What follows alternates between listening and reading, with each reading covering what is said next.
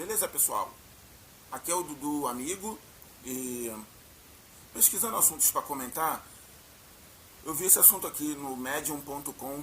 Por que brasileiros graduados vão para os Estados Unidos serem garçons? Aqui nesse canal a gente fala sobre Bitcoin e tecnologia blockchain. No entanto, eu gostei desse tema aqui, então eu vou abordar ele também. Eu quero que vocês vejam o que eu li hoje, tá?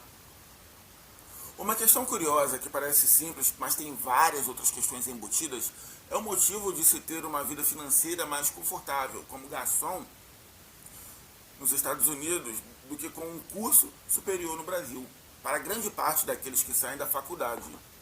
O motivo é claro que, em muitos casos, um salário de garçom, pedreiro, faxineiro ou babá em países ricos supera os salários exclusivos de determinadas profissões que requerem curso superior no Brasil, ou em outros países pobres quaisquer.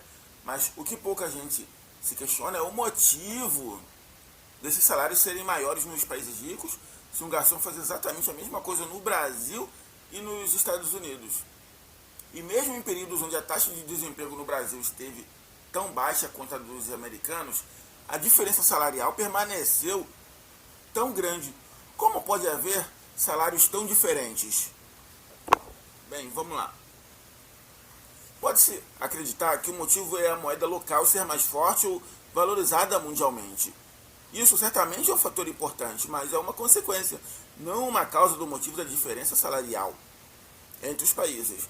O motivo, na verdade, é que a produtividade dos Estados Unidos é maior do que no Brasil. Mas por quê? Poderíamos apontar diversos fatores como infraestrutura, nível educacional ou um bom ambiente regulatório para os negócios. Será então que, se tivéssemos as rodovias, ferrovias e fontes de energia elétrica americanas, os garçons brasileiros seriam tão bem pagos quanto nos Estados Unidos? Ou se importássemos os alunos de lá por anos a fio, talvez. Ou simplesmente se copiássemos as regras do direito privado, tributário e empresarial daquele país? É claro que não. Os garçons americanos, mais do que brasileiros em relação ao poder de compra dos salários em cada país, porque no setor produtivo, fora do setor de comércio e serviços onde trabalham os garçons, eles ganham mais. A produtividade é maior por conta de um maior avanço tecnológico. Em outras palavras, ao longo dos anos, as empresas americanas aprenderam a produzir coisas mais difíceis, que agregam mais valor à vida humana e têm maiores preços por isso. Além de menos empresas no mundo saberem produzir esses bens complexos com a mesma qualidade.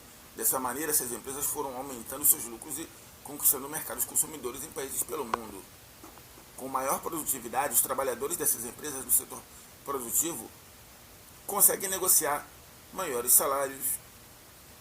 Mas então, o que isso tem a ver com os garçons que servem mesas em Nova York? Bem, todas as empresas do setor produtivo, comércio ou serviços, competem entre si por trabalhadores, levando a uma certa aproximação entre os salários de um setor em relação ao outro. Se a indústria pagar bem, o comércio terá que elevar os salários ou ficará sem trabalhadores. Em resumo, o aumento da produtividade decorrente do avanço tecnológico leva a um aumento da produtividade do trabalho no setor produtivo, que por fim eleva os salários também nos outros setores, como comércio e serviços. Sabendo disso, fica claro que a solução para o desenvolvimento do Brasil e o consequente aumento dos salários e da renda nacional vem de um aumento na produtividade no setor produtivo, não no comércio e serviços. Nenhum país fica rico abrindo milhões de hamburguerias ou barbearias por toda parte. Comércio e serviços apenas captam a renda gerada pela riqueza produzida do setor produtivo, que não à toa tem esse nome. E se um país sem trabalhadores do setor produtivo, somente em pecuária, agricultura e mineração dentro de empresas que, mesmo que fossem monopólios globais e atendessem sozinhas à demanda mundial por ter serviço mais simples, não elevariam o PIB per capita brasileiro ao PIB americano. Em vez disso, ensiná-los a produzir bens mais difíceis e com maior valor agregado como equipamentos médicos, mecânicos ou eletrônicos. Esse aumento da produtividade do trabalho, necessário para se alcançar a riqueza, se torna impossível dentro do comércio global, tornando impossível o crescimento da massa salarial nacional em termos reais. Mas, explicando um pouco sobre, indo além do que aquilo que está escrito aqui no Brasil, nossos políticos, eles têm o hábito de ter empresas que representam empresas de outros países. Vou dar um exemplo. Eu seguia o canal do Luiz Miranda. Embora eu acredite que ele é um canalha, ele tem uma coisa boa, porque ele sabe argumentar. Ele é muito bom argumentador. Então, o que acontece? O Luiz Miranda, ele gosta de representar empresas de outros países, empresas chinesas. Por quê? Porque é interessante para ele. Mas entenda o que eu estou falando. O meu ponto de vista é o seguinte. Se você é representante público do meu país, você pode representar o país dos outros? Você não pode fazer isso, porque isso é crime de traição. Tá? É incompatível que você faça isso. No entanto, é o que acontece não só com o Luiz Miranda, mas com todo o país. Muitos políticos representam empresas de outro país. Não estou falando que você não pode aceitar um emprego na Coca-Cola. Eu estou falando que se a empresa lá fora quer comprar algo aqui dentro, você não pode representar ela. Explicando melhor, recentemente o Dória abriu um escritório de São Paulo lá em Xangai. Isso é possível de acontecer? Não, porque a legislação brasileira diz que quem representa o Brasil em outro país é o governo federal. Isso aí é crime de traição. Você não pode fazer esse tipo de coisa, mas aqui no Brasil, bem, deixa isso pra lá. Tá? Mas é isso que tem acontecido. O produto nacional bruto, ele nem é citado porque os nossos políticos eles representam empresas de fora e pressionam nossos políticos a vender o que tem. Tudo em troca de 3%. Tu vê, o Paraguai, nosso vizinho, está crescendo muito e tem a terceira maior frota de barcos do mundo. Por que isso?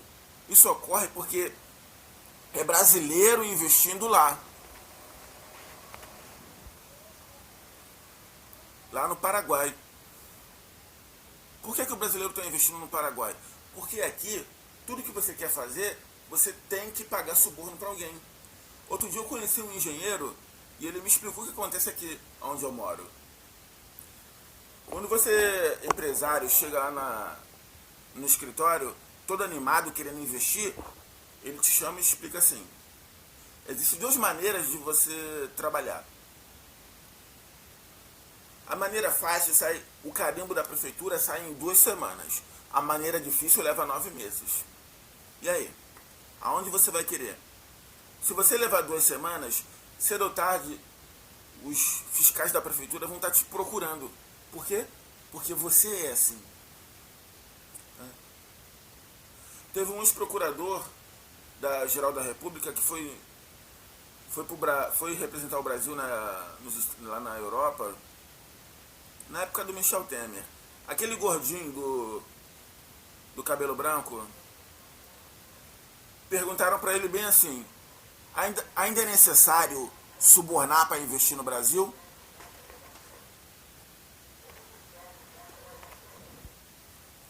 Ele respondeu, logicamente, que sim. No entanto, a imprensa não noticiou a resposta. Porque é sempre assim aqui. Tudo na base da bagunça. Ou seja, quando isso aqui vai dar certo? Vamos supor que eu tenho 1 milhão. Você tem 1 milhão. Nós temos 1 milhão. Mas não há justiça. O que nós temos junto? Não temos nada. Porque prosperidade sem justiça não é nada. Essa é a nossa realidade. Então vamos lá.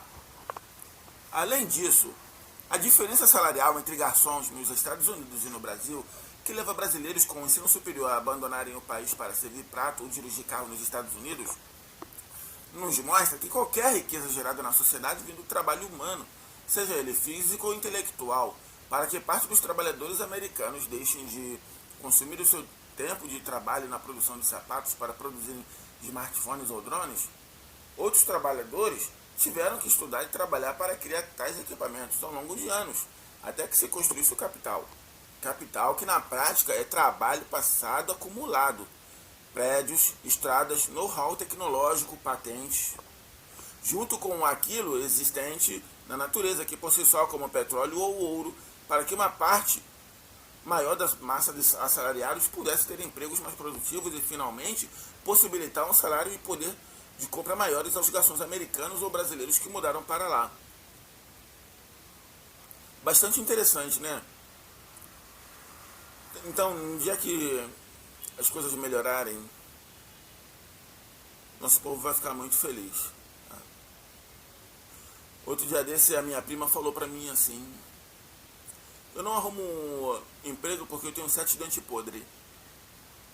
Não, mas ela também não arruma nem cliente pra ela, porque é por causa da aparência dela. Ela consome droga, então a aparência dela é péssima. Parece aquele Sméagol e o Senhor dos Anéis.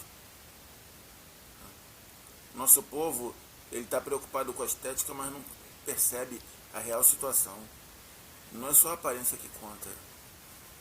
Mesmo que a minha prima dê um jeito nos dentes dela, ainda vai ter que se tratar. Assim também é o meu povo. Não adianta só botar dinheiro no bolso dele. Ele também tem que estar bem cuidado. Nós não temos educação. O que acontece quando uma pessoa pobre coloca a mão em 1 milhão? Ela torra tudo. A razão é muito simples. Ela não sabe o valor do dinheiro. Então, pessoal, se você quiser comprar Bitcoin, tem um link aqui embaixo. Curte, compartilha, se inscreve no nosso canal. Tá? Você pode comprar com cartão de crédito e débito. Um abraço a todos, pessoal. Tchau.